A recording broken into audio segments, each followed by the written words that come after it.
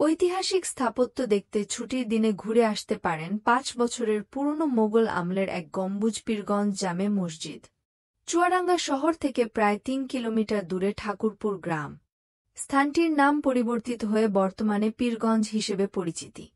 পীরগঞ্জ নামকরণের পেছনে নিহিত রয়েছে ওই বিশাল আকৃতির এক গম্বুজ মসজিদটি। এই মসজিদের মূল অংশ নির্মাণের ব্যাপারে প্রকৃত তথ্য পাওয়া না গেলেও স্থানীয় প্রবীণদের ভাষ্যমতে ১৬৯৮ সালের দিকে শাহ মোহাম্মদ আফতাব উদ্দিন চিশতি ওরফে আফু শাহ নদীপথে পশ্চিমবঙ্গ থেকে মাথাভাঙ্গা ও নবগঙ্গা বেয়ে চুয়াডাঙ্গার ঠাকুরপুর গ্রামে এসে আস্তানা গাড়েন। তিনি সাধক ছিলেন। ধর্ম প্রচার প্রসার যার লক্ষ্য ছিল। প্রচলিত আছে খাজনা বাকি হলে তাকে জমিদার দরবারে ডেকে নিয়ে যায় প্রজারা। তিনি অলৌকিকভাবে সবার আগে পেছে যান জমিদারের দরবারে। বিষয়টি জানার পর জমিদার আফু শাহকে জমি দান করেন। সেই জমিতে এক গম্বুজ মসজিদ নির্মাণ করেন তিনি। অনেকের ধারণা আফু শাহ অলৌকিক শক্তি দিয়েই মসজিদটি নির্মাণ করেন। জিনদের সাহায্য নিয়ে এক রাতেই মসজিদটি নির্মাণ করেন আফু শাহ। এজন্য অনেকে এটিকে জিনের মসজিদও বলে থাকেন।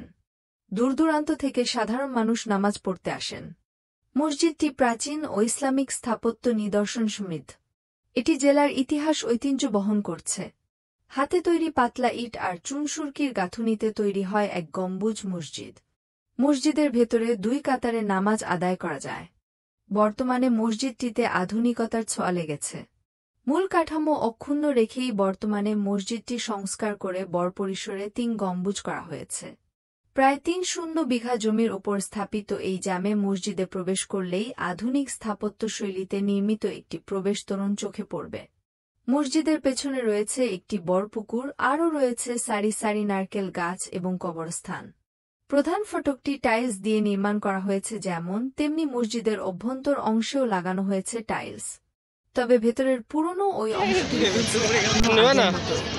মসজিদটিতে নারীদের নামাজ পড়ারও ব্যবস্থা রয়েছে। দেশের বিভিন্ন জেলা থেকে ধর্মপ্রাণ মানুষ মসজিদটি এক নজর দেখতে সারা বছর ভিড় করেন পর্যটক। প্রতি বছরের বাংলা মাসের ফাল্গুন বার্ষিক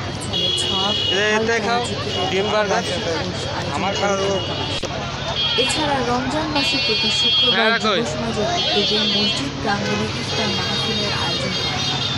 পূর্বপুরুষদের বরাত দিয়ে এলাকাবাসী জানান, মসজিদটি অলৌকিকভাবে এক রাতে নির্মাণ হয়েছে। মসজিদটিকে অঞ্চলের আশীর্বাদ হিসেবে বিবেচনা করেন এলাকার লোকজন। তাদের দানের চলে মসজিদটি। কিভাবে যাবেন?